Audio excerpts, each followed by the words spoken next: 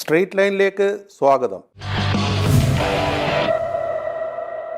ഇത്രയും ക്വാളിറ്റി ക്ലാസ്സും ഇത്രയും സിസ്റ്റമാറ്റിക്കായിട്ട് എക്സാമും നടത്തുന്ന വേറൊരു സ്ഥാപനം കേരളത്തുമില്ല, ഇന്ത്യയിലും ഇല്ലെന്ന് തന്നെ പറയാൻ പറ്റും. ഇപ്പോഴും ഏറ്റവും ഗ്ലാമർ പ്രൊഫഷൻ MBBS ആണോ? ഇന്നിപ്പം സൊസൈറ്റിയിൽ ഏറ്റവും കൂടുതൽ ആൾക്കാർ ഇഷ്ടപ്പെടുന്നത് ഒരു ഡോക്ടറാണ്. രാവിലെ 8 മണി തൊട്ട് രാത്രി 8 മണി വരെ പഠിപ്പിക്കുന്നുണ്ട്. അതൊരു പാഷനാണല്ലേ? ആണ്, തീർച്ചയായിട്ടും. ഇന്നത്തെ തലമുറ വളരെ മിടുക്കരാണ്. അവർ പണ്ട് 5 മണിക്കൂർ പഠിച്ചുകൊണ്ടിരുന്നത് അവർ 1 മണിക്കൂർ ഇരുന്ന് പഠിച്ചാൽ മതി, അവർക്ക് എവിടെ വേണമെങ്കിലും എത്താൻ പറ്റും. ഏറ്റവും ഹൈലി ക്വാളിഫൈഡ് ടീച്ചേഴ്സാണ് ഗവൺമെൻറ് സെക്ടറിലിരിക്കുന്നത്. ഇവരെ പോലെ മിടുക്കർ വേറെ ആരുമില്ല. ഉന്നത വിദ്യാഭ്യാസ രംഗത്ത് വിജയം നേടാൻ ആഗ്രഹിക്കുന്ന ഏതൊരു വിദ്യാർത്ഥിക്ക് ആവശ്യമുള്ള എല്ലാ സംവിധാനങ്ങളും സഫയറിനകത്ത് കൊടുക്കുന്നുണ്ട്. അപ്പോൾ എൻട്രൻസ് ജയിക്കാൻ എന്തെങ്കിലും ഒരു മാജിക് ഉണ്ടോ?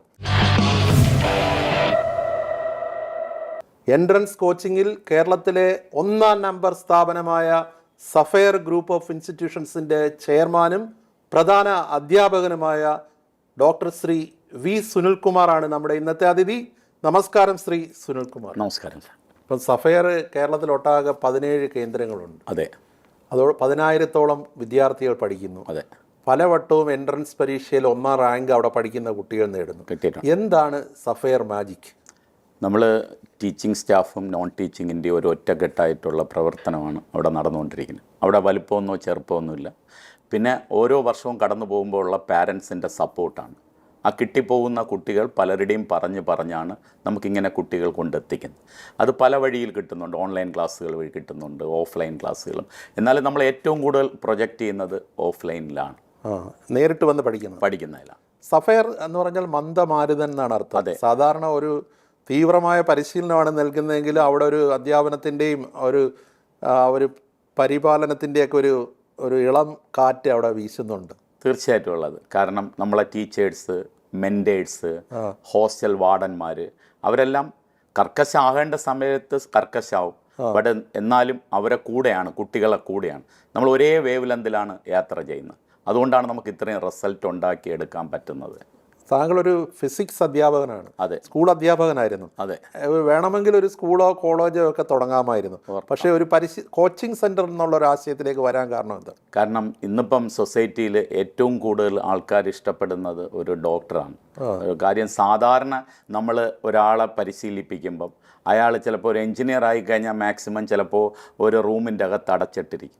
പക്ഷേ ഒരു ഡോക്ടറാണെങ്കിൽ അയാൾക്ക് ഒരുപാട് സേവനങ്ങൾ ചെയ്യാൻ പറ്റും. എളുപ്പത്തിൽ ഒരുപാട് ഇപ്പം ഗ്രാമപ്രദേശങ്ങളിലൊക്കെ ഒരുപാട് സപ്പോർട്ട് ചെയ്യാൻ പറ്റുന്നതാണ്. പിന്നെ അതോടൊപ്പം തന്നെയാണ് അവർ പല കുട്ടികളും അതൊരു സേവനമായിട്ടാണ് കണക്കാക്കുന്നത്. എനിക്കറിയാവുന്ന ഒത്തിരി കുട്ടികളുണ്ട് വളരെ മിനിമം തുച്ഛമായ പൈസയ്ക്ക് വർക്ക് ചെയ്യുന്നവരുണ്ട്. ബട്ട് രാവും പകലും ജോലി ചെയ്യുന്നവരുണ്ട്. അങ്ങനെ നമ്മളത് കണ്ട് ഇങ്ങനെ കുറേ കുട്ടികളെ ഉണ്ടാക്കി കൊടുക്കണം എന്നുള്ള ഒരു സ്പിരിറ്റ് നമ്മളിൽ ഉണ്ടായിട്ടുണ്ട്. അതിൻ്റെ ഫലമായിട്ടാണ് ഇത് തുടങ്ങാൻ കാരണം. ഇപ്പം അവിടെ MBBS, എഞ്ചിനീയറിംഗ്, JEE, നീറ്റ് ഇതിൻ്റെയൊക്കെ പരിശീലനങ്ങളുണ്ട്. അതെ. ഇപ്പോഴും ഏറ്റവും ഗ്ലാമർ പ്രൊഫഷൻ MBBS ആണോ? ഉറപ്പാണ്. കാരണം അത് 2 രീതിയാണ്. ഒന്നാമത്തെ രീതി, നമുക്ക് സൊസൈറ്റീന് അവർക്ക് കിട്ടുന്ന ഒരു റെസ്പെക്റ്റ് ഉണ്ട്.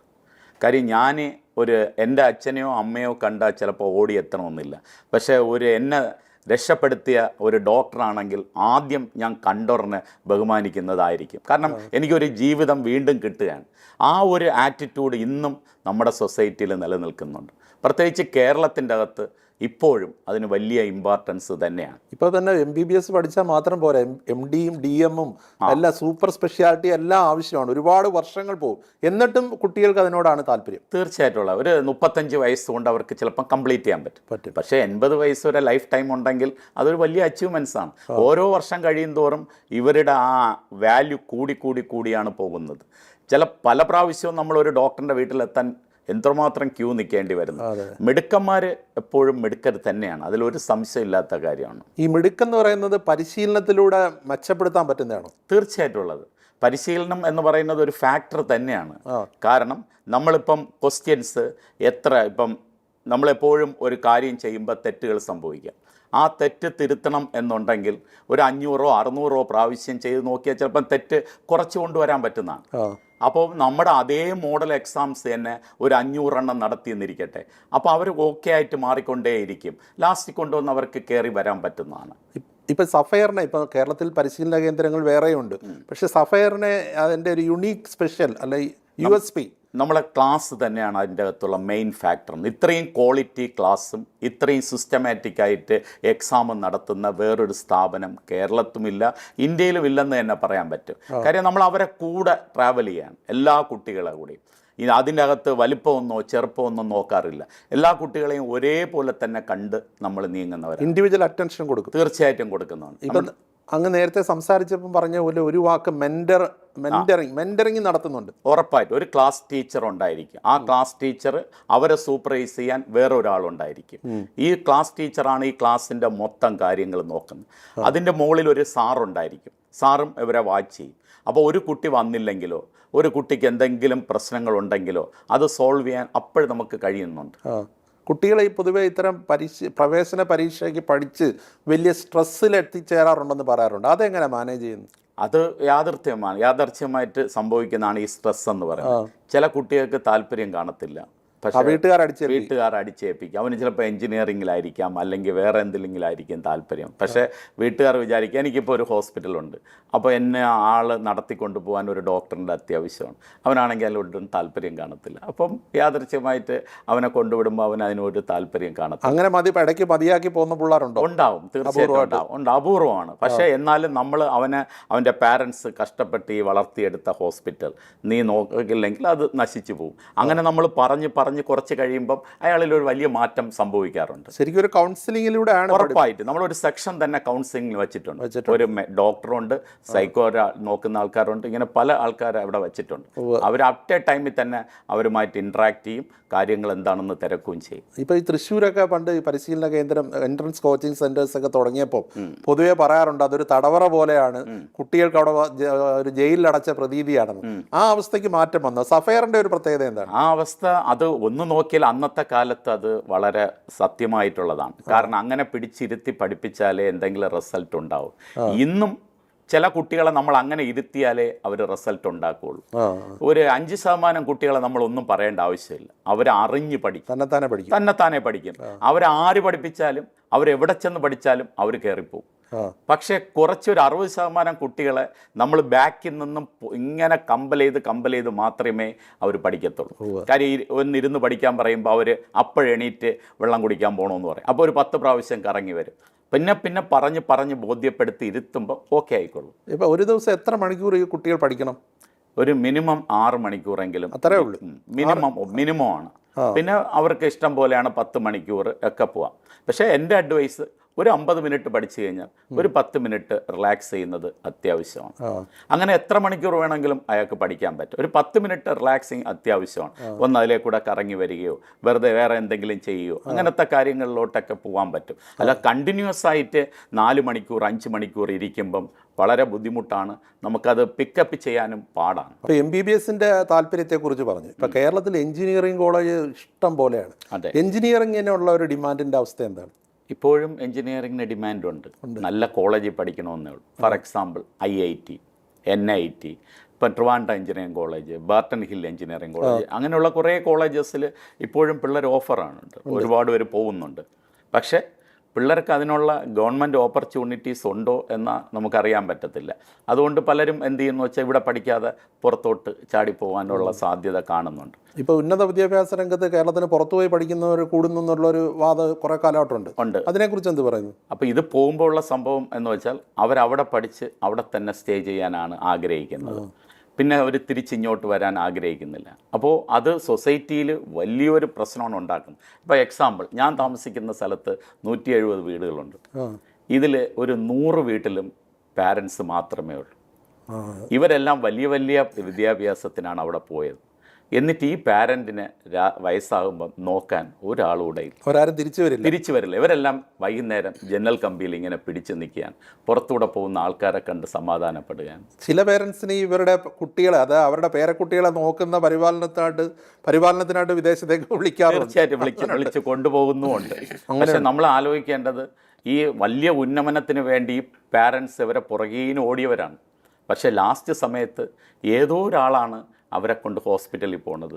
അല്ലെങ്കിൽ മരണം സംഭവിച്ചാൽ തന്നെ അവരാലോചിക്കുകയാണ് കുട്ടികൾ ആര് പോകണം, ചേഷ്ടം പോകണമോ അനിയൻ പോകണമോ, ആരാണ് ചെന്ന് നോക്കേണ്ടത്. ആ ഒരു സ്റ്റേജ് വളരെ ഇതാണ്. ഇപ്പോൾ കേരളത്തിലൊരു മിടുക്കനായ വിദ്യാർത്ഥിക്ക് പഠിച്ച് നല്ല ജോലി നേടാനുള്ള എല്ലാ അവസരവും ഉണ്ട്. തീർച്ചയായിട്ടുള്ള കേരളത്തിന് ഇത്രയും സൗകര്യമുള്ള ഒരു സ്ഥലം ഞാൻ കണ്ടിട്ടില്ല. ഇപ്പം നമ്മളെപ്പോലെ തന്നെ എത്രയോ സ്ഥാപനങ്ങൾ ഇവിടെ നടന്നു പോകുന്നു. പുതിയ പുതിയ സ്റ്റാർട്ടപ്പുകൾ ഇഷ്ടം പോലെ വരുന്നുണ്ട്. കുട്ടി മിടുക്കനാണോ അവർക്കിവിടെ ജീവിക്കാൻ വളരെ വലിയ സാഹചര്യങ്ങളുണ്ട്. ഇപ്പോൾ സഫയറിൻ്റെ ഒരു വിഷൻ എന്താണ്? നമുക്ക് അടുത്തൊരു സ്കൂള് അങ്ങനത്തെ കാര്യങ്ങളിലോട്ട് കടന്നു വരണം എന്നുണ്ട്. എന്ന് വെച്ചാൽ ചെറിയ ചെറിയ സ്റ്റാർട്ടപ്പുകൾ പോലെ കുട്ടികളെ സ്കിൽ ഡെവലപ്പ് ചെയ്യുന്ന ഒരു സ്കൂൾ ഡെവലപ്പ് ചെയ്യണം എന്നാണ് നമ്മുടെ ഏറ്റവും വലിയ ആഗ്രഹം. അതാണ് അടുത്ത പ്രോജക്റ്റ് ഇതാണ്. ഈ കുട്ടികളിൽ കൊച്ചിലെ തന്നെ അവരുടെ വാസം എന്താണെന്ന് അറിഞ്ഞിട്ട് അതിൽ ചെറിയ ചെറിയ സ്കില്ലുകൾ, അത് എന്ത് ടൈപ്പ് ആകട്ടെ, അവർക്കിപ്പം മേസ്തരിപ്പണിയാണെങ്കിൽ മേസ്തരി ആകട്ടെ, ആശാരിപ്പണിയാണെങ്കിൽ ആശാരിപ്പണിയാകട്ടെ, എൻജിനീയറിംഗ് ഹയർ ആയിട്ട് ചിന്തിക്കുന്ന കുട്ടിയാണെങ്കിൽ അങ്ങനെ ഒരു സ്കിൽ ഡെവലപ്പ് ചെയ്തിട്ടുള്ള ഒരു സ്കൂൾ മോൾഡ് ചെയ്യണം എന്നാണ് സഫയറിൻ്റെ ഏറ്റവും വലിയ ആഗ്രഹം എന്ന് പറയുന്നത്. അപ്പോൾ ഈ ഗവൺമെൻറ് സ്കൂളുകളിൽ പഠിക്കുന്ന കുട്ടികൾ അവർക്ക് ഈ നീറ്റ് JEE ഒക്കെ അത് പ്രാപ്യമാണോ? അത്ര എളുപ്പമാണോ? തീർച്ചയായിട്ടും അവർക്ക് മിടുക്കരായ കുട്ടികൾ ഒരുപാട് പേരുണ്ട്. ബട്ട് അവർ സബ്ജക്റ്റ് ഓറിയൻറ്റഡ് ആണ് എപ്പോഴും. അവർക്ക് A+ കിട്ടുക അതൊരു ആഗ്രഹമാണ് അവർ. എന്നിട്ട് അവർ പുറത്തിറങ്ങുമ്പോൾ ചിന്തിക്കുകയാണ്, നീറ്റൊക്കെ ഉണ്ട്, JEE ഉണ്ട്, നമുക്കൊന്ന് ശ്രമിച്ചാൽ. പക്ഷേ അവർക്ക് ആ ബേസ് ഇല്ലാത്തത് കൊണ്ട് അവർ മറ്റു കുട്ടികളെ പോലെ എത്തത്തില്ല. അപ്പോൾ അവർക്കും എന്തെങ്കിലും ഗവൺമെൻറ് ഒരു റിസർവേഷൻ കൊടുക്കുകയാണ്. ഗവൺമെൻറ് സ്കൂളിൽ പഠിച്ച കുട്ടിക്ക് ഒരു 5% നീറ്റിന് ഇവിടുത്തെ MBBS അഡ്മിഷൻ റിസർവേഷൻ കൊടുക്കുക, അല്ലെങ്കിൽ എഞ്ചിനീയറിങ്ങിന് ഒരു 5% റിസർവേഷൻ കൊടുക്കുക. അങ്ങനെയാണെങ്കിൽ അവരും ഇവരെ പോലെ മറ്റുള്ളവരെ പോലെ ഉയർന്നു വരും. തമിഴ്നാട്ടിൽ അങ്ങനെ ഉണ്ടോ? ഉണ്ട്, തമിഴ്നാട്ടിലുണ്ട്. തമിഴ്നാട്ടിൽ 7% റിസർവേഷൻ മെഡിക്കലിന് ഗവൺമെൻറ് സ്കൂൾ 6ാം ക്ലാസ് തൊട്ട് 12ാം ക്ലാസ് വരെ പഠിച്ചവർക്ക് കൊടുക്കുന്നുണ്ട്. അങ്ങനെ ഉണ്ട്. ആ രീതി ഇവിടെ പരീക്ഷിക്കാവുന്നതാണ്. സ്കൂളുകളെ മെച്ചപ്പെടുത്തുന്ന ഉറപ്പായിട്ട് ഗവൺമെൻറ് സ്കൂളിനെ മെച്ചപ്പെടുത്താൻ പറ്റും. മിടുക്കരായ കുട്ടികൾ ഗവൺമെൻറ് സ്കൂളിൽ വരികയും ചെയ്യും. ഇപ്പം നീറ്റും JEEയും എത്രമാത്രം ഇമ്പോർട്ടൻ്റ് ആണ്? ഇന്ന് ഈ 2 എക്സാമും ഏകദേശം മെഡിക്കലാണെങ്കിൽ നീറ്റിന് 26 ലക്ഷം കുട്ടികൾ എഴുതുന്നുണ്ട്. എത്ര എഴുതുന്നുണ്ട്? ഏകദേശം 1.5 ലക്ഷം സീറ്റുകൾ അവൈലബിൾ ആണ്. പിന്നെ BDS ഉണ്ട്, വെറ്റിനറി ഉണ്ട്, അഗ്രികൾച്ചർ ഉണ്ട്. അങ്ങനെ വരുമ്പം എന്തെങ്കിലുമൊക്കെ ഒരു കുട്ടി മര്യാദയ്ക്കിരുന്ന പഠിച്ച കുട്ടിയാണെങ്കിൽ ഈ 2 ലക്ഷം റാങ്കിൻ്റെ അകത്ത് വന്നെത്താൻ പറ്റും. ഉറപ്പായിട്ടെത്തും. ഡെയിലി ഒരു സിസ്റ്റമാറ്റിക് പഠിക്കുകയാണെങ്കിൽ ഉറപ്പായിട്ട് എത്താൻ പറ്റുന്നത്. അതുപോലെ എഞ്ചിനീയറിങ്ങും 10 ലക്ഷം കുട്ടികൾ എഴുതുന്നുണ്ട്, JEE എഴുതുന്നുണ്ട്.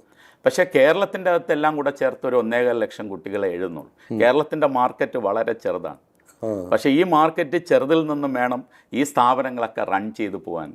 അതാണ് ഇത്രയും കോമ്പറ്റീഷനും ഫണ്ടിങ്ങും ഒക്കെ ഇവിടെ വന്നുകൊണ്ടിരിക്കുന്നതിൻ്റെ കാരണം.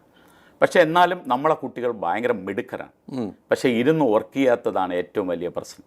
ഒന്നാമത് മൊബൈൽ ഒരു ഭയങ്കര അടിമയായിട്ട് പല കുട്ടികളും മാറിക്കൊണ്ടിരിക്കുക. മൊബൈലിന് ഗുണങ്ങളുണ്ടെങ്കിലും ദോഷങ്ങൾ കൂടുതലുമുണ്ട്. നമ്മളിപ്പം പല കുട്ടികളും നോക്കുമ്പം മൊബൈൽ വർക്ക് ചെയ്തിട്ടും കിട്ടുന്നവരുണ്ടോ എന്ന് വെച്ചാൽ കിട്ടുന്നുണ്ട്.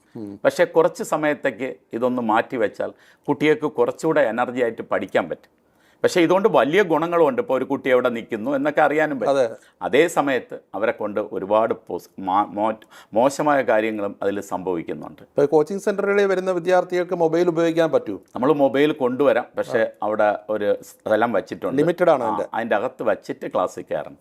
പോകുമ്പം എടുത്തു കൊണ്ടുപോകാം. ഇപ്പോൾ ഒരു എൻട്രൻസ് പരീക്ഷ എഴുതാൻ പോകുന്ന ഒരു വിദ്യാർത്ഥി ഇപ്പോൾ അങ്ങയുടെ പരിശീലന കേന്ദ്രത്തിൽ പഠിക്കുന്നതായിക്കോട്ടെ, അവർ ഒരു പ്രിപ്പറേഷൻ എന്താ, ഏത് രീതിയിലായിരിക്കണം വേണ്ടത്? ഇപ്പം മിടുക്കനായ ഒരുത്തൻ ആ കുട്ടിയാണ്, അയാൾക്ക് 10ാം ക്ലാസ് കഴിഞ്ഞാലും മതി, 11ഉം 12ലും മാത്രമേ ഇത് കോച്ചിങ്ങിന് പോയാലും കുഴപ്പമില്ല.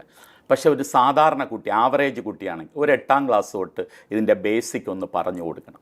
എങ്കിൽ മാത്രമേ അവർക്ക് അവിടെ എത്താൻ പറ്റത്തുള്ളൂ.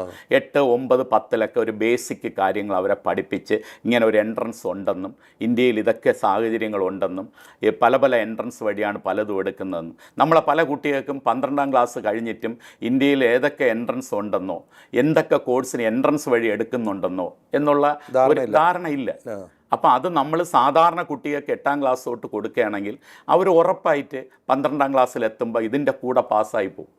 യഥാർത്ഥത്തിൽ 8ാം ക്ലാസ് തൊട്ട് ഇതിൻ്റെ പരിശീലനം അത്യാവശ്യമാണ്. അതിനുള്ള സംവിധാനം സഫയറിലുണ്ടോ? തീർച്ചയായിട്ടും ഉള്ളത്. നമ്മൾ അതിനു വേണ്ടി സിസ്റ്റമാറ്റിക് ആയിട്ട് സ്റ്റഡി മെറ്റീരിയൽ എല്ലാ സിലബസിനെയും കൂടെ കോർത്തിണക്കിയിട്ടുള്ള ഒരു കരിക്കുലമാണ് അതിനുവേണ്ടി പ്ലാൻ ചെയ്തിട്ടുള്ളത്.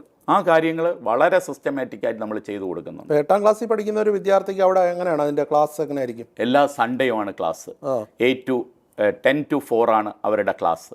പിന്നെ നമ്മൾ ഓൺലൈൻ ക്ലാസ്സുകളുണ്ട്. സാറ്റർഡേ സൺഡേ 3 മണിക്കൂർ വെച്ചുള്ള ഓൺലൈൻ ക്ലാസ്സുകളുണ്ട്. ആദ്യഘട്ടം തൊട്ടേ പ്രിപ്പയർ ചെയ്യുന്ന ഒരാൾക്ക് വളരെ ഈസി ആയിട്ട് ഇതിൽ വിജയം നേടാൻ പറ്റും. ഉറപ്പായിട്ട് 12ാം ക്ലാസ്സിൽ എത്തുമ്പം ബോർഡ് എക്സാമിൻ്റെ കൂടെ തന്നെ അവർക്ക് എൻട്രൻസും കിട്ടിപ്പോകുന്നുണ്ട്. അങ്ങനെയുണ്ട്, ഒരുപാട് കുട്ടികൾക്ക് കിട്ടിപ്പോകുന്നുണ്ട് ആദ്യത്തെ ചാൻസിൽ. ഇപ്പം കഴിഞ്ഞ പ്രാവശ്യം 1200 ബോർഡ് എക്സാം കിട്ടുകയും ചെയ്തു, അതുപോലെ 720 700 മാർക്ക് കിട്ടുകയും ചെയ്തു. അങ്ങനെയും കുട്ടികൾ കിട്ടുന്നുണ്ട്. CBSEക്ക് ബോർഡ് എക്സാമിന് 96.1% കിട്ടുകയും ചെയ്തു, എൻട്രൻസിന് 691 മാർക്ക് 720 കിട്ടുകയും ചെയ്തു. ഇതൊക്കെ ഫസ്റ്റ് അറ്റംപ്റ്റിൽ കിട്ടുന്ന കുട്ടികളാണ്. അപ്പോൾ രണ്ടും പാരലായിട്ട് അവർക്ക് കൊണ്ടുപോകാൻ പറ്റുന്നുണ്ട്. ഇപ്പൊ സഫയറിൽ ഇപ്പൊ 8ാം ക്ലാസ് തൊട്ട് ഇപ്പൊ ഞായറാഴ്ചകളിലുള്ള ക്ലാസ്സും ഈ ഓൺലൈൻ ക്ലാസ്സുകളും എല്ലാം ഉണ്ട്. അങ്ങനെ അതിന്റെ ഒരു തുടർ പ്രക്രിയ എങ്ങനെയാണ് അവിടെ അവിടുത്തെ ഒരു സിസ്റ്റം? 8 കഴിഞ്ഞിട്ട് 9, അടുത്ത 10 ഞായറാഴ്ച ക്ലാസ് ഉണ്ടായി. പിന്നെ 11, 12 അത് സ്കൂളുകളിൽ ചെന്ന് ജോയിൻ ചെയ്യുന്നവരുണ്ട്. ഇല്ലെങ്കിൽ നമുക്ക് തന്നെ ഇന്റഗ്രേറ്റഡ് ബാച്ചസ് ഉണ്ട്. അങ്ങനെയുണ്ട്. നമ്മൾ അവിടെ പഠിക്കാൻ പറ്റുന്ന ഇന്റഗ്രേറ്റഡ് ബാച്ചസ് നമ്മൾ ചെയ്യുന്നുണ്ട്. അപ്പോൾ അതിൽ പഠിച്ചു കഴിഞ്ഞാൽ അവർക്ക് ഫുള്ളായിട്ട് എൻട്രൻസ് തുടക്കം തൊട്ടേ കിട്ടിപ്പോകുന്നുണ്ട്. ഇന്റഗ്രേറ്റഡ് ബാച്ച് എന്നൊന്ന് വിശദീകരിക്കാമോ? ഇന്റഗ്രേറ്റഡ് ബാച്ച് എന്ന് വെച്ചാൽ ഇതിന്റെ എൻട്രൻസും ബോർഡ് എക്സാമും കൂടെ ഒരുമിച്ച് നമ്മൾ ക്ലാസ് കൊടുക്കുന്നുണ്ട്. അപ്പോൾ അവിടെ അവർക്ക് ഏത് ടൈപ്പ് വേണോ, എൻജിനീയറിങ്ങിനെങ്കിൽ ഐസർ ആണെങ്കിൽ ഐസർ, ഏതിലൊത്തേക്കാണോ പ്രോണ്ട് ആ കുട്ടികളുടെ അഭിരുചിക്കനുസരിച്ചാണ് നമ്മൾ അവരെ ഗ്രൂപ്പ് തിരിച്ച് ക്ലാസ് കൊടുക്കുന്നത്. ഇപ്പോൾ ഒരു കുട്ടി പറയുകയാണ് എനിക്ക് ഡിഗ്രിക്ക് റിസർച്ച് ചെയ്ത് പോകണം എന്ന്, ഡിഗ്രി കഴിഞ്ഞ്. അപ്പോൾ അവർ നമ്മുടെ എന്ത് ചെയ്യും, ഐസർ ഓക്കെയാണ്, അല്ലെങ്കിൽ നൈസറുണ്ട്, ഇങ്ങനത്തെ 2-3 ഇൻസ്റ്റിറ്റ്യൂട്ടുകളുണ്ട്. അതിലോട്ടൊക്കെ അവർക്ക് വേണ്ടി എൻട്രൻസിന് വേണ്ടി ഫോക്കസ് ചെയ്യും. ഒരു കുട്ടി പറയുകയാണ് എനിക്ക് മിലിറ്ററിയിലോട്ടാണ് പോകുന്നത്, അപ്പോൾ അവരുടെ NDA കോച്ചിങ്ങിന് വേണ്ടി അവരെ ഹെൽപ്പ് ചെയ്യും. പിന്നെ JEEക്കാണെങ്കിൽ JEEക്ക് ചെയ്യും, നീറ്റിനാണെങ്കിൽ നീറ്റിന്. അത് ഈ 8ാം ക്ലാസ് തൊട്ട് നമ്മളിൽ വരുന്ന കുട്ടികളെ നമുക്ക് എളുപ്പത്തിൽ 12-ലാകുമ്പോൾ അതിലോട്ട് മാറ്റിക്കൊണ്ട് എളുപ്പമാണ് കൊണ്ടുവരാൻ പറ്റുന്ന. ഉന്നത വിദ്യാഭ്യാസ രംഗത്ത് വിജയം നേടാൻ ആഗ്രഹിക്കുന്ന ഏതൊരു വിദ്യാർത്ഥിക്ക് ആവശ്യമുള്ള എല്ലാ സംവിധാനങ്ങളും സഫയറിനകത്ത് കൊടുക്കുന്നുണ്ട് ഉണ്ട്. അതെ. ഇപ്പം തന്നെ മറ്റൊരു പ്രവണത എന്ന് പറഞ്ഞാൽ ഇപ്പം റിപ്പീറ്റ് ചെയ്യുക, അല്ലെ റിപ്പീറ്റ് ചെയ്യുക, സൂപ്പർ റിപ്പീറ്റിംഗ്, അതിനെ കുറിച്ചൊന്ന് പറയാം. അതായത് കോവിഡ് കഴിഞ്ഞതിന് ശേഷം പരീക്ഷയിൽ പല മാറ്റങ്ങൾ അവരുണ്ടാക്കി. ഈ 200 ക്വസ്റ്റ്യൻ കൊടുത്തിട്ട് 180 ക്വസ്റ്റ്യൻ എഴുതിയാൽ മതി. പക്ഷേ സമയം 200 ക്വസ്റ്റ്യൻ്റെ സമയവും കൊടുത്തു. അതേ സമയത്ത് ക്വസ്റ്റ്യൻ വളരെ എളുപ്പമായി. അപ്പോൾ എല്ലാവർക്കും വാരിക്കോരി മാർക്ക് കിട്ടി.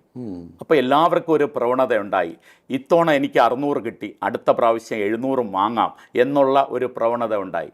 അപ്പോൾ അതനുസരിച്ച് കുട്ടികൾ വിചാരിക്കുന്നു, ഒരിക്കൽ എഴുതി ആദ്യം 500 കിട്ടി, രണ്ടാമത് എഴുതി 600 കിട്ടി, മൂന്നാമത് കിട്ടി 640 കിട്ടി. അപ്പോഴൊരു തോന്നലാണ് എനിക്ക് എയിംസ് കിട്ടണമെങ്കിൽ 670 മാർക്ക് വേണം. അപ്പോൾ എയിംസിലോട്ട് വേണ്ടി 4ാമത്തെ പ്രാവശ്യം എഴുതി. പക്ഷേ ഇപ്രാവശ്യം അവർ പണ്ടത്തെ രീതി കൊണ്ടുവരികയും ചെയ്തു. എക്സാം എല്ലാം ഭയങ്കര ടഫായി. ഈ പ്രതീക്ഷ വെച്ച കുട്ടികളെല്ലാം താഴോട്ട് ഇറങ്ങുകയും ചെയ്തു. പരീക്ഷാ രീതിയിൽ മാറ്റം വരുത്തി. ഇപ്രാവശ്യം പണ്ട് കോവിഡിന് മുമ്പ് എന്തുണ്ടായിരുന്നോ അതേ രീതിയിലോട്ട് തിരിച്ചു കൊണ്ടുവന്നു. ലിബറൽ ആറ്റിറ്റ്യൂഡ് വിട്ടെന്ന് വെച്ചാൽ ക്വസ്റ്റ്യൻ JEEക്ക് അഡ്വാൻസിന് എങ്ങനെ ചോദിക്കുന്നു ആ രീതിയിലായിരുന്നു ഫിസിക്സിന് ചോദിച്ചത്. അപ്പോൾ ഈ സിമ്പിളായിട്ട് പഠിച്ചിട്ട് NCERT മൊത്തം കാണാതെ പഠിച്ചു പോയ ഒരുപാട് കുട്ടികളുണ്ട്. അവരവിടെ ചെന്നപ്പോൾ ആകെ പ്രശ്നത്തിലായി.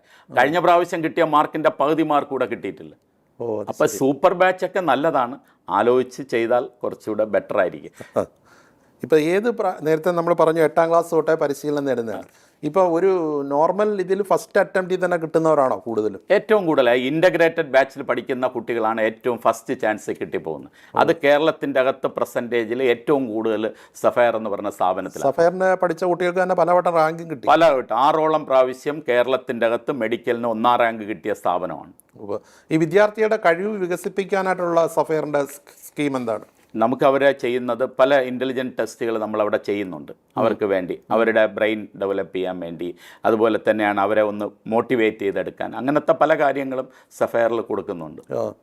വെളിയിൽ നിന്ന് എക്സ്റ്റേണൽ ആൾക്കാരെ കൊണ്ടുവച്ചിട്ട് നമ്മൾ അതുപോലത്തെ കാര്യങ്ങൾ ചെയ്തു കൊടുക്കുന്നുണ്ട്. ഇപ്പോൾ അങ്ങനെ ഒരു ദിവസം ഏറെക്കുറെ 12 മണിക്കൂറോളം പഠിപ്പിക്കുന്നുണ്ട്? തീർച്ചയായിട്ടും 10-12 മണിക്കൂറോളം ഞാൻ വർക്ക് ചെയ്യുന്നുണ്ട്. രാവിലെ 8 മണി തൊട്ട് രാത്രി 8 മണി വരെ പഠിപ്പിക്കുന്നുണ്ട്. അതൊരു പാഷനാണല്ലേ? ആണ്, തീർച്ചയായിട്ടും. നമുക്കതിന് കിട്ടുന്ന എക്കണോമി ഒന്നുമല്ല, അതിൽ കിട്ടുന്ന മനസ്സിൻ്റെ ഒരു സുഖമുണ്ട്. ഇത്രയും പേരെ പരിശീലിപ്പിച്ചു. പിന്നെ നമുക്കറിയാവുന്നുള്ള സബ്ജക്റ്റ് മറ്റേ കുട്ടികൾക്ക് പറഞ്ഞു കൊടുക്കുക. ഞാനല്ലാതെ ഇതെല്ലാം കൂടെ എൻ്റെ ഉള്ളിൽ വെച്ചുകൊണ്ടിരുന്നിട്ട് കാര്യമില്ല. എൻ്റെ കഴിവ് അടുത്ത ഒരു ഇതിന് പറഞ്ഞു കൊടുക്കുക. അവർ കുറച്ചുകൂടെ മോൾഡ് ചെയ്ത് വരട്ടെ, നല്ല രീതിയിൽ അതിനെ ചിന്തിച്ചെടുക്കാൻ പറ്റുന്നതാണ്. ഇപ്പോൾ ഒരു അധ്യാപകൻ പഠിപ്പിക്കുമ്പോൾ വിദ്യാർത്ഥി അതിൽ ആ ക്ലാസ്സിൽ ശ്രദ്ധിച്ചിരിക്കണം അല്ലേ? തീർച്ചയായിട്ടും. അതുകൊണ്ടാണ് ഞാൻ പറഞ്ഞ ഓൺലൈൻ ക്ലാസ് എന്ന് വെച്ചാൽ, ഇപ്പം ഞാൻ ഓൺലൈനിൽ ഒരു ഏതെങ്കിലും മൊബൈലിൻ്റെ ഫ്രണ്ടിലോ അല്ല എന്നുണ്ടെങ്കിൽ ഒരു ലാപ്പിൻ്റെ ഫ്രണ്ടിലിരുന്നാണ് ക്ലാസ് കാണുന്നത്. എനിക്ക് എപ്പോഴും വേണമെങ്കിലും അടച്ചു വെച്ചിട്ട് പോകാം. ഈ സാർ എനിക്ക് കൊള്ളൂല എന്ന് വിചാരിച്ചാൽ അടയ്ക്കുക, സാറിൻ്റെ കൂടെ പറഞ്ഞിട്ട് അങ്ങ് പോവുക. പക്ഷേ ക്ലാസ്സിൽ അങ്ങനെയല്ല. ഞാൻ എന്താണ് പഠിപ്പിക്കണമെന്ന് ചിലപ്പോൾ ആദ്യത്തെ ക്ലാസ്സിൽ കുട്ടിക്ക് ശരിയാവണമെന്നില്ല.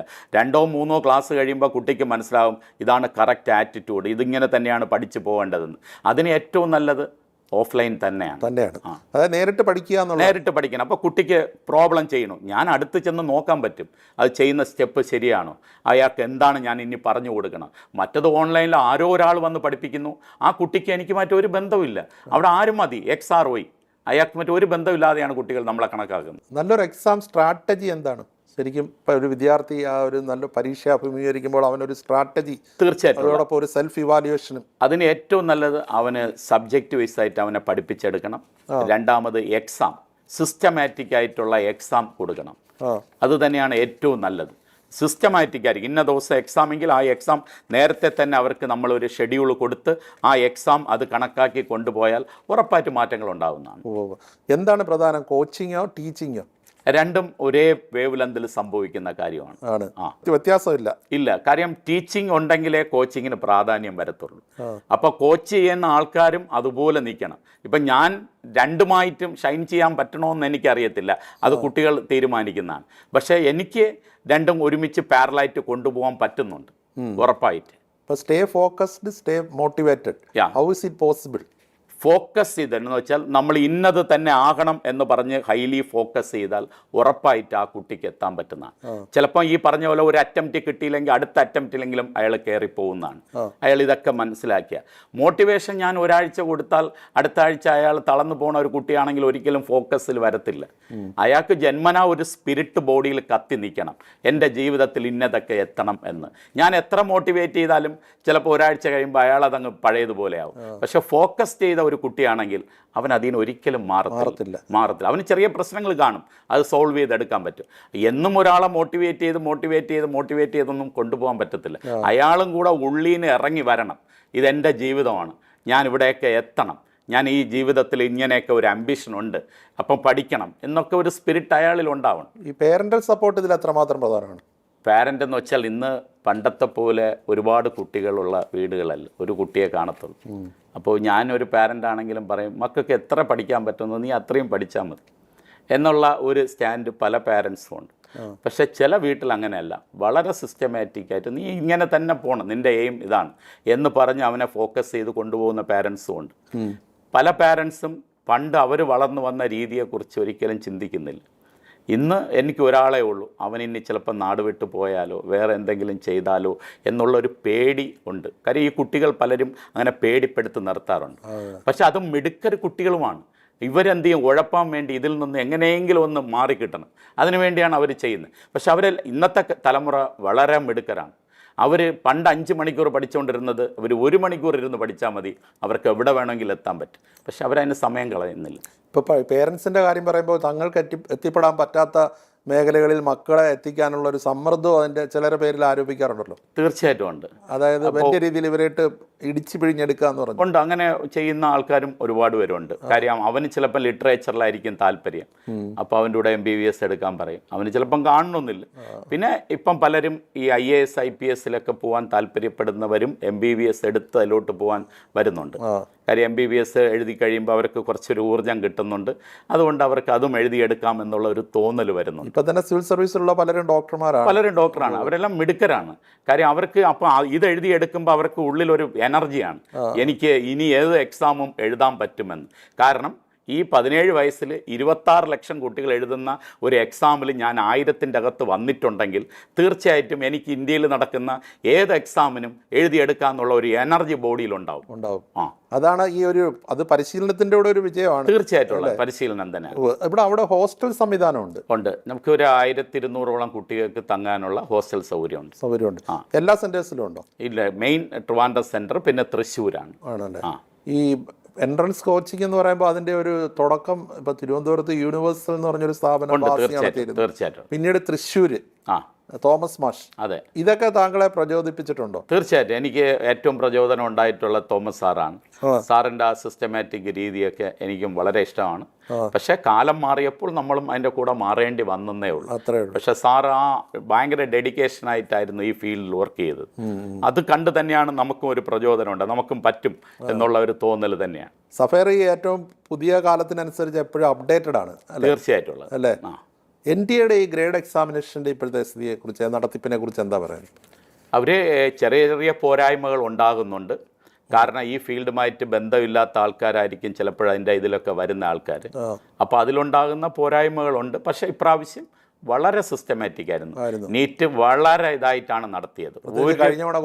കഴിഞ്ഞ എല്ലാം മാറ്റി ഈ വർഷത്തെ ക്വസ്റ്റ്യൻ ഒന്നാൾ ലീക്ക് ചെയ്ത് പുറത്ത് കൊണ്ടുപോയാലും ഈ സമയത്ത് അവർക്ക് എഴുതിയ ആൻസർ കണ്ടെത്താൻ പറ്റില്ല.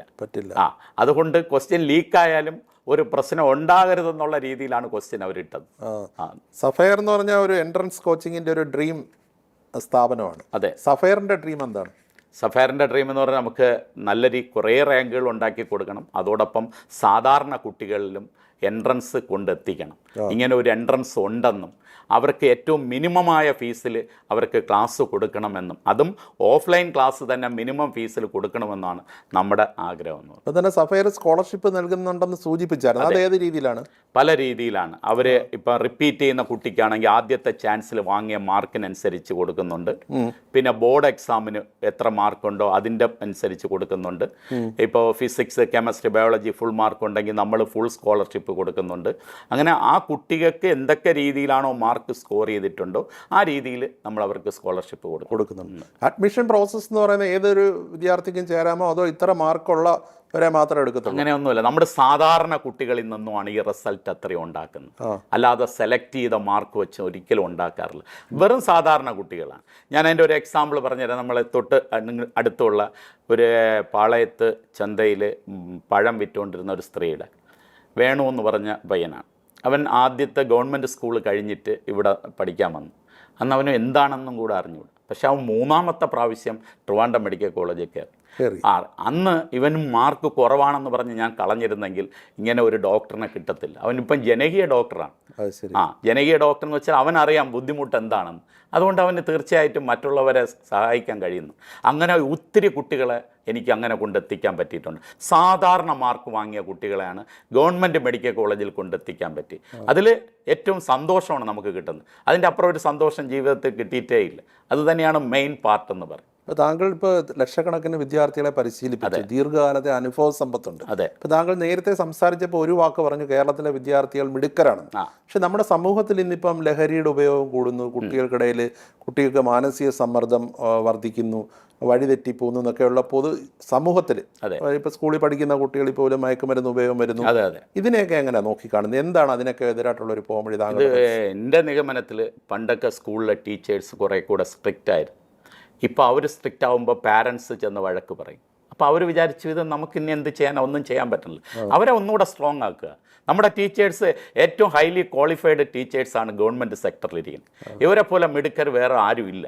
അവർ ടെസ്റ്റ് എഴുതി നല്ലതുപോലെ എഴുതിയാണ് അതിൻ്റെ അകത്ത് കയറുന്നത്. കയറിക്കഴിഞ്ഞാൽ അവർക്ക് ജോലിയിൽ ചില പ്രശ്നങ്ങളുണ്ടാവാം. അത് ഗവൺമെൻറ് ഒന്നുകൂടെ സ്ട്രോങ് ആക്കി കഴിഞ്ഞാൽ ഇതിനെയൊക്കെ തച്ചുടച്ച് മാറ്റാൻ പറ്റും. അതായത് കുട്ടിയെ അടിച്ചു കഴിഞ്ഞാൽ അടുത്ത ദിവസം പേരൻറ്റ് സ്കൂളിൽ ചെന്ന് നിൽക്കും, കേസാവും. അത് അങ്ങനെ ഒരു ആശങ്ക അധ്യാപകരുടെ ഇടയിലുണ്ട്. അത് മാറ്റിക്കഴിഞ്ഞാൽ നമ്മളെ ടീച്ചേഴ്സിനെ പോലെ ഹൈലി എഫിഷ്യൻ്റ് ആയിട്ടുള്ള ടീച്ചേഴ്സ് വേറൊരു സംസ്ഥാനത്തുമില്ല. അവരെ ഒന്ന് ഫ്രീ ആയിട്ട് വിട്ടുകൊടുക്കുക. കുട്ടികളെ മോൾഡ് ചെയ്ത് ഇങ്ങനെ ആക്കി തരണമെന്ന് അവർ തീർച്ചയായിട്ടും ആക്കിത്തരും. ഇപ്പം നമ്മുടെ എഡ്യൂക്കേഷൻ സിസ്റ്റത്തിൽ ഇപ്പോൾ ഈ നേരത്തെ പറഞ്ഞ പോലെ ഇന്ന കോഴ്സുകളുണ്ട് പഠിക്കാൻ വേണ്ടി ഉണ്ട്, അല്ലെ ഇന്ന എൻട്രൻസ് ടെസ്റ്റുകളുണ്ട്. ഇതൊന്നും ഈ വിദ്യാഭ്യാസ തലത്തിൽ അല്ലെ ഈ ഒരു ഹൈസ്കൂൾ തലത്തിൽ തൊട്ടെങ്കിൽ ഇതൊരു കുട്ടികളെ ബോധവൽക്കരിക്കേണ്ടതല്ലേ? തീർച്ചയായിട്ടും അത് ബോധവൽക്കരിക്കണം. അതിനു വേണ്ടിയുള്ള ഒരു ക്ലാസ് ഒരാഴ്ചയിൽ ഒരിക്കൽ അല്ലെങ്കിൽ ഒരു മാസത്തിൽ ഒരിക്കലെങ്കിലും ഒരു സ്കൂളിൽ ആരെങ്കിലും കൊണ്ടുവന്ന് കൊടുക്കണം. 8ാം ക്ലാസ് തൊട്ട് കുട്ടികളുടെ പറയണം ഇങ്ങനെയൊക്കെ എക്സാം ഉണ്ട്. അപ്പോഴാണ് അവർ ചിന്തിക്കുകയുള്ളൂ. ഇപ്പം നമ്മുടെ സ്കൂളിൽ നിന്ന് ടൂർ കൊണ്ടുപോകണ ഊട്ടിയിലും കൊടൈക്കനാലിലും ഒരു IIT കൊണ്ട് കാണിക്കുക, ഒരു ഐസറിൽ കൊണ്ട് കാണിക്കുക, ഒരു എയിംസിൽ കൊണ്ട് കാണിക്കുക. അപ്പോൾ കുട്ടിക്ക് തോന്നും എനിക്കും ഒരു ദിവസം ഇവിടെ പഠിക്കണമെന്ന്. അങ്ങനെ തോന്നിക്കഴിഞ്ഞാൽ അവൻ അന്ന് തൊട്ട് പ്രിപ്പയർ ചെയ്യും. അല്ലാതെ നമ്മൾ കൊണ്ടുപോകണ പലപ്പോഴും ടൂർ കുറ്റം പറയുന്നതല്ല, കൊണ്ടുപോകണ കൊടൈക്കനാൽ, ബാംഗ്ലൂർ, അത് എന്ന് വേണമെങ്കിലും കാണാൻ പറ്റും. പക്ഷേ ഒരു പ്രായത്തിൽ ഐസറോ എയിംസൊക്കെ കണ്ടു കഴിഞ്ഞാൽ നമുക്കൊരു പ്രചോദനം ഉണ്ടാകും. അത് നല്ലൊരു സജഷനാണ്. ശരിക്കും ഫോക്കസ്ഡ് ആയിട്ടുള്ള ഒരു ടൂറും അല്ലെങ്കിൽ ആ ക്ലാസ് പഠിപ്പിക്കലും അങ്ങനെയുള്ളതൊക്കെയാണ് വേണ്ടത്. തീർച്ചയായിട്ടും വേണം.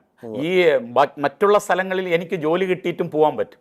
ഞാൻ ജോലി കിട്ടുന്നതിന് മുമ്പ് എനിക്ക് എന്താകണമെന്ന് കാണണമെങ്കിൽ ഇതുപോലത്തെ സ്ഥാപനം ഞാൻ ചെന്ന് കാണണം.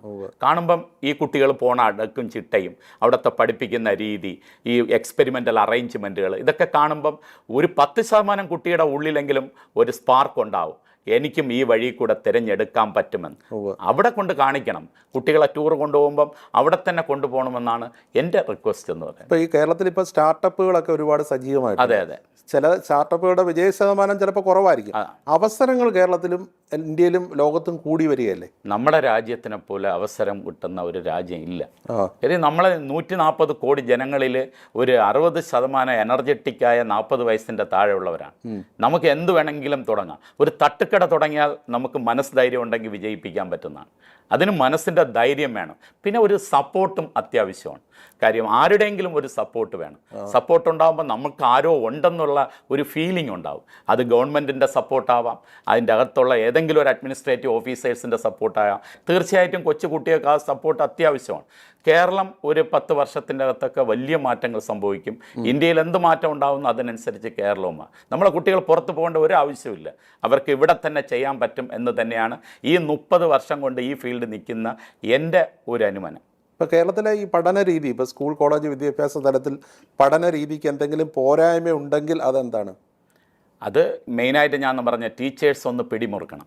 ടീച്ചേഴ്സ് നന്നായിട്ട് പിടിമുറുക്കി നല്ല കുട്ടികളെ കണ്ടെത്തണം. അവർക്ക് എന്തൊക്കെ ചെയ്തു കൊടുക്കാൻ പറ്റുന്നോ അതൊക്കെ ചെയ്തു കൊടുക്കണം. അതിനൊപ്പം ചിലപ്പോൾ നമ്മൾ എക്സ്ട്രാ ടൈം വർക്ക് ചെയ്യേണ്ടി വരും. ഒരു 5 മണി തൊട്ട് 6 മണി വരെ നല്ല കുട്ടികളെ കണ്ടെത്തിയിട്ട് അവർക്ക് ഇങ്ങനെയൊക്കെ ചെയ്യണം എന്ന് പറഞ്ഞു കൊടുക്കണം. ഇത് കാണുമ്പോൾ തൊട്ട് 2ാമത്തെ സ്റ്റേജിലുള്ള കുട്ടിയും അതുപോലെ ആകാൻ വേണ്ടി ശ്രമിക്കും. അപ്പോൾ ഒരു മാറ്റം ഉറപ്പായിട്ടുണ്ടാകും. അതിൻ്റെ മെയിൻ ബോണെന്ന് പറയുന്നത് ടീച്ചേഴ്സാണ്. ടീച്ചേഴ്സിനെ സപ്പോർട്ട് ചെയ്യാനും ഗവൺമെൻറ് സമ്മതിച്ചാൽ ഉറപ്പായിട്ട് വലിയ മാറ്റങ്ങൾ സംഭവിക്കും. ഇപ്പോൾ താങ്കളുടെ വ്യക്തി ജീവിതത്തിലേക്ക് വന്നു കഴിഞ്ഞാൽ തിരുവനന്തപുരം സ്വദേശിയാണോ? അല്ല, ഞാൻ കന്യാകുമാരി ജില്ല സ്വദേശിയാണ്. അവിടെ നിന്ന് ഇവിടെ വന്ന് സെറ്റിൽ ചെയ്തതാണ്. പൈങ്കുളം എന്ന് പറഞ്ഞാൽ പണ്ട് സിനിമ നസീറിൻ്റെ സിനിമ ആൾക്കാർ പറയാറുണ്ട് 50 വർഷം കഴിഞ്ഞിട്ട് റിലീസ് ചെയ്യുന്ന സ്ഥലം എന്ന് പറയുന്ന പോലത്തെ ഒരു സ്ഥലത്തിൽ നിന്നുമാണ് ഞാൻ വന്നത്. ഒരു സാധാരണ സ്കൂളിൽ പഠിച്ചിട്ടാണ് ഞാൻ അവിടെ തന്നെയാണ് പഠിച്ചത്. പിന്നെ തിരുവനന്തപുരത്തേക്ക് വരാൻ കാരണം? തിരുവനന്തപുരത്ത് ഞാൻ ഇവിടെ ഒരു ഇൻസ്റ്റിറ്റ്യൂട്ടിൽ വർക്ക് ചെയ്തു. പിന്നെ അവിടെ വെച്ച് PSCക്ക് എനിക്ക് കോച്ചിങ്ങിന് പോകാൻ പറ്റിയിരുന്നു. അങ്ങനെ പോയാണ് എനിക്ക് ഗവൺമെൻറ് സർവീസ് കിട്ടുന്നത്. പിന്നെ അവിടെ നിന്ന് തോന്നി ഒരു കൂട്ടം ആൾക്കാരെ കിട്ടിയപ്പം നമുക്കും ഒരു എൻട്രൻസ് കോച്ചിങ് തുടങ്ങാം എന്നുള്ള വളരെ ചെറുതായിട്ട് തുടങ്ങിയത്. 10-15 കുട്ടികളെ ആദ്യം ഉണ്ടായിരുന്നു. അതിൽ നിന്നും തന്നെയാണ് ഇത്രയിലോട്ട് എത്താൻ. 10,000-ലേക്ക് നീങ്ങി. തീർച്ചയായിട്ടും എന്നെപ്പോലെ ഒരു ഗ്രാമപ്രദേശത്തിലുള്ള ഒരാൾക്ക് ഇവിടെ വന്ന് ഇങ്ങനെ ചെയ്യാൻ പറ്റുമെങ്കിൽ ഈ ലോകത്തുള്ള ആർക്കും എവിടെയും എത്താൻ പറ്റുമെന്നാണ് എൻ്റെ വിചാരം. ഒരുപാട് സ്ട്രഗിൾ ചെയ്തിട്ടുണ്ടോ? തീർച്ചയായിട്ടും ഉള്ളത്. പിന്നെ നമുക്ക് ബാക്കിൽ നമ്മളൊരു ദൈവവിശ്വാസിയാണ്. ബാക്കിൽ ഒരാളുണ്ടെന്നൊരു തോന്നലുണ്ട്. അത് XRY അതിനെക്കുറിച്ചൊന്നും നമുക്ക് എക്സ്പ്ലെയിൻ ചെയ്യാൻ പറ്റത്തില്ല. ബട്ട് ആരോ ഉണ്ടെന്നൊരു ഫീലിംഗാണ്. അതുവഴി മുന്നോട്ട് പോവുകയാണ്. താങ്കളുടെ സംസാരത്തിൽ നിറഞ്ഞു നിൽക്കുന്ന ഒരു ആത്മവിശ്വാസമാണ്. യഥാർത്ഥത്തിൽ അതാണ് ഇപ്പോഴത്തെ തലമുറയ്ക്ക് ലാക്കിംഗ് എന്ന് തോന്നുന്നു അല്ലേ? ഉറപ്പായിട്ട്. നമുക്ക് ചെയ്തെടുക്കാൻ പറ്റാത്ത എന്താ ഉള്ളത്? നമ്മൾ വലിയ അംബീഷൻസ് ഒരു അംബാനിയെ പോലെയൊന്നും അല്ല പ്രതീക്ഷിക്കാൻ. നമുക്കും പറ്റുന്ന ചില ഫീൽഡുകൾ ഒരുപാടുണ്ട്. ആ ഫീൽഡിൽ നമ്മൾ ഹാർഡ് വർക്ക് ചെയ്യണം. ഞാൻ എന്നും വർക്കാണ് വർഷിപ്പായിട്ട് കണക്കാക്കാറുള്ളത്. അതിൻ്റെ ഇടയിൽ ഒരു വെള്ളം ചേർത്തൽ നടത്തിയിട്ടേ ഇല്ല. അതിന്നും തന്നെയാണ്, എന്നും അങ്ങനെ തന്നെ വേണം എന്നാണ് എൻ്റെ ആഗ്രഹം. ഇപ്പോൾ താങ്കളെ മുന്നോട്ട് നയിക്കുന്ന ഒരു ഫിലോസഫി എന്താണ് ജീവിതത്തിൻ്റെ? വർക്ക് ചെയ്യുക. ഞാൻ വർക്കാണ് എപ്പോഴും വർഷിപ്പായിട്ട് കൺസിഡർ ചെയ്യുന്നത്. അതാണ് ഒരു ദിവസം 12 മണിക്കൂറൊക്കെ? തീർച്ചയായിട്ടും. ഞാൻ തളരാറില്ല. ഇല്ല. ഞാൻ വീണ്ടും എത്ര മണിക്കൂർ എടുക്കാനും ഞാൻ റെഡിയാണ്. കാരണം നമ്മളെ ഡിപ്പെൻഡ് ചെയ്ത് വരുന്ന കുട്ടികളാണ്. അപ്പോൾ അവരെ എന്തെങ്കിലും ആക്കിയില്ലെങ്കിൽ ഞാൻ നാളെ പുറത്തിറങ്ങുമ്പം അത് എനിക്കൊരു കുറ്റബോധമാണ്. കുടുംബം? എൻ്റെ മോൻ ഡോക്ടർ കഴിഞ്ഞു, ഇപ്പം സഫയറിൽ സഹായിക്കുന്നുണ്ട്. മോള് അമൃതയിൽ MBBS പഠിക്കുന്നുണ്ട്. വൈഫ് ഹൗസ് വൈഫാണ്. അവർ തന്നെയാണ് ഈ കുട്ടികളെയൊക്കെ നോക്കുന്നത്. ഞാൻ രാത്രി 10 മണി 11 മണിയൊക്കെ ആയി. വൈഫിൻ്റെ പേര് ഷീജ. മക്കളുടെ പേര്? ഗൗതം, ഗംഗ. ഇപ്പം നേരത്തെ പറഞ്ഞല്ലോ ഇനിയുള്ള ഡ്രീം പ്രോജക്റ്റ് ഒരു സ്റ്റാർട്ടപ്പ് അതുമായിട്ടൊക്കെ ബന്ധപ്പെട്ട ഒരു. തീർച്ചയായിട്ടും. അത് കുറെ കൂടെ ഒന്ന് വിശദീകരിക്കാമോ? ഞാൻ വിചാരിക്കുന്നതെന്ന് വെച്ചാൽ 4ാം ക്ലാസ് തൊട്ട് തന്നെ കുട്ടികൾക്കുള്ള സ്കിൽ ഡെവലപ്മെൻറ്റ്. ഇപ്പം നമ്മൾ ഒരു പ്രാക്ടിക്കൽ സ്കൂളിൽ നടത്തുമ്പം ഏതൊക്കെ ഇൻസ്ട്രുമെൻസുകളാണ് നടത്തുന്നത്. ആ ഇൻസ്ട്രുമെൻ്റ് ആ കുട്ടികൾക്ക് ജീവിതത്തിൽ ഒരു പ്രയോജനമില്ല. ഇപ്പോൾ എൻ്റെ ഒരു ഇത് പറയുന്നത് വെച്ചാൽ 12ാം ക്ലാസ്സിൽ ഒരു കുട്ടിക്ക് വീട്ടിൽ കറണ്ട് പോയ ഫ്യൂസ് കെട്ടാനും കൂടെ അറിയത്തില്ല. എന്തുകൊണ്ട് ആ പ്രാക്ടിക്കലൊക്കെ അതിലോട്ട് മാറ്റിയെടുത്തുകൂടെ? ഒരു ഫാന് കംപ്ലൈൻ്റായി, എന്തുകൊണ്ട് അതിൻ്റെ ഒരു റിപ്പയർ പ്രാക്ടിക്കൽ വയ്ക്കാൻ വരുന്നില്ല? കുട്ടികൾക്ക് ഇതൊക്കെ ഒന്ന് നമ്മുടെ സബ്ജക്റ്റ് പഠിക്കുന്ന തിയറി വേറെ, ചെയ്യുന്ന പ്രാക്ടിക്കൽ വേറെ. ഇത് രണ്ടും കൂടെ യോജിച്ച് 4ാം ക്ലാസ് തൊട്ട് കുട്ടികൾ ചെറിയ ചെറിയ സ്കിൽ ഡെവലപ്പ് ചെയ്യുക, അതിൻ്റെ ഒരു കോഴ്സ് തുടങ്ങണം എന്നാണ് എൻ്റെ ആഗ്രഹം. ശരിക്കും ഈ സ്കിൽ ഡെവലപ്മെൻറ്റുമായി ബന്ധപ്പെട്ട രീതിയിലേക്ക് നമ്മുടെ സിലബസ് തന്നെ മാറേണ്ടിയിരിക്കും. തീർച്ചയായിട്ടും. ഇപ്പം പല കുട്ടികളും റോക്കറ്റ് വിക്ഷേപിക്കുന്നത്, ഇപ്പം നമ്മൾ വെളിരാജ്യത്തിലൊക്കെ 4ാം ക്ലാസ്സിലെ കുട്ടികൾ തന്നെ റോക്കറ്റ് വിക്ഷേപിച്ചാണ് റോക്കറ്റ് പഠിക്കുന്നത്, റോക്കറ്റ് എന്താണെന്ന്. നമ്മളെ കുട്ടികൾക്ക് പടം വരച്ച് എടുക്കേണ്ടിയിരിക്കുന്നു, ഇതാണ് റോക്കറ്റ് എന്ന്. അപ്പോൾ അത് കാണിച്ചു കൊടുക്കുമ്പോൾ കുട്ടിക്ക് ഒരു പ്രത്യേക എനർജിയാണ്. അതനുസരിച്ച് പുതിയ മാറ്റങ്ങൾ അവൻ ചിന്തിക്കും. ഈ റോക്കറ്റ് എങ്ങനെയാണ് പുതിയ രീതിയിൽ കൊണ്ടുപോകാം. ഇതുപോലെ എല്ലാ കാര്യങ്ങൾക്കും അവനെ ചിന്തിക്കേണ്ട ഒരു അവസരം നമ്മൾ ഉണ്ടാക്കി കൊടുക്കണം. വെറുതെ തിയറി പഠിച്ചിട്ട് കാര്യമില്ല. ഇതും കൂടെ പാരലായിട്ട് കൊണ്ടുപോകണം. അങ്ങനെ ഒരു സ്കൂൾ തുടങ്ങണം എന്നാണ് എൻ്റെ ഏറ്റവും വലിയ ആഗ്രഹം. അതും പ്രത്യേകിച്ച് ഞാൻ ഇപ്പം വളർന്നത് വഞ്ചൂർ എന്ന് പറഞ്ഞ ഏരിയയിലാണ്. അവിടെ തന്നെ അങ്ങനെ ഒന്ന് ഡെവലപ്പ് ചെയ്തെടുക്കണം എന്നാണ് എൻ്റെ ഏറ്റവും വലിയ ആഗ്രഹം. ഇപ്പം ചില കുട്ടികളെ കുറിച്ച് ഞാൻ പൊതുവായിട്ട് ചോദിക്കുക, ഈ ചില കുട്ടികളെ കുറിച്ച് അവനൊരു പഠിപ്പിസ്റ്റാണെന്ന് പറയും, പക്ഷേ സാമൂഹ്യ ജീവിതത്തിലേക്ക് വരുമ്പോൾ അവനൊരു കോണ്ടാക്റ്റും കാണില്ല. തീർച്ചയായിട്ടും ഉള്ളത് അതൊന്ന് മാറ്റണം, ഉറപ്പായിട്ട് മാറ്റണം. കാര്യം അവനെ അടച്ചിട്ട് പഠിപ്പിക്കുന്ന പോലെയാണ്. നീ പോകല്ലേ എന്ന് പറയും, പുറത്ത് പോകല്ലേ, ഞാൻ നിനക്ക് എന്തും വാങ്ങിക്കൊണ്ടുവരാം. കുട്ടിയെ പറഞ്ഞു വിടണം. കൂട്ടുകാരായിട്ട് മിങ്കിൾ ചെയ്യാനും തീർച്ചയായിട്ടും ഉള്ള കൂട്ടുകാർ തന്നെയാണ് അതിൻ്റെ എനർജി എന്ന് പറയുന്നത്. നല്ല കൂട്ടുകാർ ആയിരിക്കണം. നമ്മൾ ഇടയ്ക്ക് വിളിച്ച് ചോദിക്കണം, നീ ഇപ്പം എവിടെ നിൽക്കുന്നു. ജസ്റ്റ് ആരും വിളിക്കാനില്ലാന്ന് തോന്നുമ്പോഴാണ് അവൻ എന്തും ചെയ്യാന്നുള്ള ഇത് വരുള്ളൂ. ജസ്റ്റ് എത്ര കൂട്ടുകാരുടെയും പോട്ടെ, ഞാൻ 12 മണിക്കായാലും എൻ്റെ മക്കളെ കണ്ടില്ല, ജസ്റ്റ് ഞാൻ വിളിക്കുക, നീ ഇപ്പോൾ എവിടെ നിൽക്കുന്നു, എത്ര മണിക്ക് വരും. ഇപ്പം നമ്മളിപ്പം ഒരു പേഴ്സ് എടുത്ത് മോൻ്റെ കൊടുക്കുകയാണ്, മോളെ കൊടുക്കുകയാണ്, നിനക്ക് ആവശ്യമുള്ള പൈസ എടുത്തു. നമ്മൾ ഒളിച്ചു വെച്ചാൽ അവൻ വേണമെങ്കിൽ പേഴ്സിന് എടുക്കാം. കൊടുത്തിട്ട് പറയാണ്, എനിക്ക് നീ ചെയ്ത കണക്ക് എന്തൊക്കെ ചെയ്തു, ആ കണക്ക് താ എന്ന് പറഞ്ഞാൽ കുട്ടികൾ തീർച്ചയായിട്ടും സത്യസന്ധമായിട്ട് തന്നെ പെരുമാറും. കുട്ടികളെ വിശ്വസിക്കുകയും വേണം. 100% സമൂഹ ജീവിയെ വളർത്തുകയും ചെയ്യണം. അല്ലാതെ മുറിക്കകത്ത് അടച്ചിട്ട് അവരെ ആക്ടിവിറ്റീസിനൊക്കെ വിടുക, അസോസിയേഷൻ ആക്ടിവിറ്റീസ്, അങ്ങനത്തെ ആക്ടിവിറ്റീസ് എല്ലാത്തിലും അവർ പങ്കെടുക്കണം. രാഷ്ട്രീയത്തിലാണെങ്കിൽ രാഷ്ട്രീയത്തിൽ പോട്ടെ, അതിലൊന്നും ഒരു കുഴപ്പമില്ല. അങ്ങനെ പോകാത്തവരാണെന്ന് തോന്നുന്നു. എനിക്ക് തോന്നുന്നു ഈ വിവാഹമോചനമൊക്കെ കൂടാൻ അങ്ങനെ ആ ധാരയിൽ വന്നവർ, അങ്ങനെയുള്ള കുട്ടികൾ ഉണ്ട്. അതെന്താണെന്ന് വെച്ചാൽ ഇവർ 18ഉം 19ഉം ഒക്കെ പ്രേമിച്ചൊക്കെ പോകുന്നവരുണ്ട്. പക്ഷേ ഇവർക്ക് കുറച്ച് ഹയർ സ്റ്റഡീസിന് പോകുമ്പം ഇവർക്ക് ഇതിനെക്കാട്ടിലും ബെറ്റർ ആൾക്കാരെ കണ്ടുമുട്ടും. അപ്പോൾ ഇവരൊരു പഴഞ്ചനായിട്ട് തോന്നും. അതിനെക്കാട്ടിലും പഠിക്കുന്ന ഒരു 18-19 വരെ ഇതൊന്നും ചിന്തിക്കാതെ നമുക്ക് എത്തേണ്ടിടത്ത് എത്തിയതിന് ശേഷം പിന്നെ ചിന്തിക്കാം. നല്ല കോളേജുകളിൽ പോയിട്ട് നല്ല കൂട്ട് കിട്ടും, നല്ല കമ്പനി കിട്ടും, വളരെ മച്ചുവറായിട്ടുള്ള കുട്ടികളുമായിട്ട് കമ്പനി ആയിക്കഴിഞ്ഞാൽ നമുക്ക് അപ്പോഴും ചിന്തിക്കാം, പ്രേമിക്കണോ വേണ്ടയോ. പ്രേമിക്കുന്ന തെറ്റേയല്ല, പക്ഷേ പഠിക്കുന്ന ഒരു സമയമുണ്ട്. പ്രത്യേകിച്ച് 17-18 എന്ന് പറഞ്ഞാൽ +1 +2 ആരൊക്കെയാണോ താഴെ വീഴുന്നിട്ടുണ്ടോ, ഈ പ്രേമത്തിൽ പെട്ടിട്ടുണ്ടോ, അവരൊന്നും ഇന്ന് വരെ ഹയർ ഇതിൽ പോയിട്ടില്ല. എവിടെയോ എത്തേണ്ട കുട്ടികളാണ്, പക്ഷേ ഇതിൽ ചെന്ന് വീഴുന്ന് ഒന്നും ആകാതെ പോകുന്നുണ്ട്. അതും ലൈഫ് നേരെ പോകുമെന്ന് വെച്ചാൽ ഇല്ല. 30 വയസ്സിലൊക്കെ ആകുമ്പോൾ ഇതാ രണ്ടുപേരും 2 പാർട്ടായിട്ട് പോകുന്നതും കാണും. ഇപ്പോൾ ഈ ഉഴപ്പുന്ന കുട്ടികളുണ്ട്. ഇപ്പോൾ അതായത് ഈ പഠിക്കുന്നതിനുള്ള ഒരു പീരീഡ് ഉണ്ടല്ലോ, അതെ, ഇത് നാളെ കിട്ടില്ലെന്ന് മുതിർന്ന ആൾക്കാർ പറയുമായിരുന്നു. അതെ, ഈ ഉഴപ്പുന്ന കുട്ടികളോട് എന്താ പറയുക? അവർ കുറച്ചുകൂടെ സ്ട്രോങ് ആയിട്ട് അവർക്ക് ഇഷ്ടമുള്ള ഫീൽഡിൽ വർക്ക് ചെയ്യുക. അവർക്ക് ചിലപ്പോൾ സയൻസ് ഇഷ്ടമായിരിക്കില്ല, കൊമേഴ്സ് ആയിരിക്കും വിടുന്നത്. പാരൻറ്റ് പറയണേ ഈ സയൻസ് തന്നെ പഠിക്കണമെന്ന്. കൊമേഴ്സ് ആയാൽ ചിലപ്പോൾ അവൻ അതിൽ ഭയങ്കര മിടുക്കനായിട്ട് മാറാം. അല്ലെങ്കിൽ അവന് വേറെ ഏതെങ്കിലും കല ഇതിലായിരിക്കാം ഉള്ളത്, ഡാൻസോ അങ്ങനെ, അവനെ അതിലോട്ട് വിടുക. അവനെ ഇനി അവൻ്റെ ആ ഉഴപ്പ് ടെൻഡൻസി മാറണമെങ്കിൽ ആ ഒരൊറ്റ വഴിയേ ഉള്ളൂ, അവന് ഇഷ്ടമുള്ളതിലോട്ട്. പിന്നെ അതുപോലെ തന്നെ ഈ വിദ്യാർത്ഥികൾ തന്നെ അവർ ഈ നാളത്തേക്ക് പഠിത്തം മാറ്റി വയ്ക്കരുത്, അങ്ങനെയില്ലേ? ഉണ്ട്, തീർച്ചയായിട്ടും. അന്നുള്ള ജോലി ടൈം ടേബിൾ വെച്ച് എത്ര സമയമായാലും തീർക്കണം. ഇപ്പം ഞാൻ 6 മണിക്കൂർ വർക്ക് ചെയ്യണമെന്ന് പറഞ്ഞു, വേണ്ട 5 മണിക്കൂറായി മതി. പക്ഷെ അന്നുള്ള വർക്ക് കറക്റ്റായിട്ട് അവർ തീർക്കണം. പിന്നീടത്തേക്ക് ബാക്കി വയ്ക്കൽ അത് നടക്കില്ല. പിന്നെ അടുത്ത ദിവസം വേറെ പ്രശ്നങ്ങളുണ്ടാവും, അതിൻ്റെ അടുത്ത ദിവസം എൻ്റെ വീട്ടിലാരെങ്കിലും ബന്ധുക്കൾ വരും, ഇതെങ്ങനെ പോയിക്കൊണ്ടിരിക്കും. പിന്നെ ഞാൻ ആ ചാപ്റ്റർ തന്നെ അങ്ങ് വിടും. ഇതാണ് സംഭവിക്കുന്നത്. ഇപ്പോൾ ഈ എൻട്രൻസ് ജയിക്കാൻ എന്തെങ്കിലും ഒരു മാജിക് ഉണ്ടോ? മാജിക് ഒന്നുമില്ല, ഒൺലി ഹാർഡ് വർക്കാണ്. ഹാർഡ് വർക്കേ ഉള്ളൂ. നമുക്കൊരു ടെക്സ്റ്റ് ബുക്ക് തന്നിട്ടുണ്ട് ഗവൺമെൻറ്, അത് പഠിക്കുക. പലരും ടെക്സ്റ്റ് ബുക്ക് വായിക്കാറില്ല, ഗൈഡുകൾ നോക്കിയാണ് വായിച്ചു കൊണ്ടുപോകണം. ഗൈഡ് ഒരിക്കലും വായിക്കരുത്. ടെക്സ്റ്റ് ബുക്ക് വായിക്കുക. അവർക്കൊരു NCERT ബുക്ക് കൊടുത്തിട്ടുണ്ട്, അത് ഫുൾ വായിക്കുക. ആരൊക്കെ വായിക്കുന്നുണ്ടോ അവന് ബോർഡ് എക്സാമിനും മാർക്ക് കിട്ടും, എൻട്രൻസിനും മാർക്ക് കിട്ടും. അത് കൂടുതൽ എളുപ്പമാക്കാൻ അല്ലെങ്കിൽ അതിൽ നിന്ന് കൂടുതൽ ഇത് മെച്ചപ്പെടുത്താൻ വേണ്ടിയാണ് സഫയർ ശ്രമിക്കുന്നത്. തീർച്ചയായിട്ടും. ഈ പഠന മെറ്റീരിയൽ എല്ലാം കൊടുത്ത് നമ്മൾ ഈ മെറ്റീരിയൽ കൊടുത്ത് NCERT ബുക്കിനെ എളുപ്പത്തിൽ നമ്മൾ തന്നെ അതിനെ വീണ്ടും ഒന്ന് റീറൈറ്റ് ചെയ്ത് വെച്ചിട്ടുണ്ട്. അതിനെ കാര്യം NCERTയിലെ ചില കാര്യങ്ങളൊന്നും ഒരു അടുക്കും ചിട്ടയില്ല. നമ്മൾ അതിനെ റീറൈറ്റ് ചെയ്ത് കുട്ടികളെ കൊണ്ട് അത് വായിപ്പിച്ചെടുക്കുകയാണ് ചെയ്യുന്നത്. അതാണ് സഫയറിൻ്റെ അകത്ത് NCERT ബുക്ക് തന്നെയാണ് നമ്മൾ അവിടുത്തെ മെയിൻ ബുക്ക് എന്ന് പറയുന്നത്. അതിൻ്റെ അപ്പുറം വേറൊരു ബുക്ക് നമ്മൾ ഇമ്പോർട്ടൻസ് കൊടുക്കാറില്ല. ഇപ്പോൾ സഫയറിൽ കുട്ടികളെ പഠിപ്പിച്ച് നല്ല വിജയം നേടിയിട്ടുള്ള പലരും പറയാറുണ്ട്, അവിടെ നമ്മളെ ഒരു കുട്ടിയെ ഏൽപ്പിച്ചു കഴിഞ്ഞാൽ പിന്നെ നമ്മൾ അവർ ഇടയ്ക്ക് വിളിക്കും, നമ്മളെ കൂടെ ഉൾപ്പെടുത്തിക്കൊണ്ടാണ് ഈ കുട്ടികളുടെ പഠിത്തത്തെ മുന്നോട്ട് കൊണ്ടുപോകുന്നത്. അവിടെ പിന്നെ വേറെ തിരിഞ്ഞു നോക്കേണ്ടതില്ലെന്ന് പറയും. ഇതൊക്കെ കേൾക്കുമ്പോൾ വലിയ സന്തോഷം തോന്നാറില്ല? തീർച്ചയായിട്ടും ഉള്ളത്. നമുക്ക് അതിൻ്റെ അപ്പുറം ജീവിതത്തിൽ വലിയ കാര്യങ്ങളൊന്നുമില്ല. കാര്യം എല്ലാ മനുഷ്യരും ഒരുപോലെയാണ്. പിന്നെ നമ്മൾ വർക്ക് ചെയ്യുന്നു, നമുക്കിങ്ങനെ ഒരു ഫീൽഡ് കിട്ടി, പ്രത്യേകിച്ച് വിദ്യാഭ്യാസ ഫീൽഡിൽ വർക്ക് ചെയ്യാൻ കിട്ടിയത് തന്നെ ഏറ്റവും വലിയ കാര്യമായിട്ടാണ് ഞാൻ ജീവിതത്തിൽ കാണുന്നത്. കാരണം നമുക്കറിയാവുന്നുള്ള 10 കാര്യം ആൾക്കാർക്ക് പറഞ്ഞു കൊടുക്കാൻ പറ്റുന്നു. അത് വളരെ കമ്മിറ്റഡ് ആണ് കാര്യം. തീർച്ചയായിട്ടും ഉള്ളത്. അപ്പോൾ സഫയർ കൂടുതൽ വിജയങ്ങളിലേക്ക് എത്തട്ടെ. എല്ലാ ആശംസയും. എല്ലാ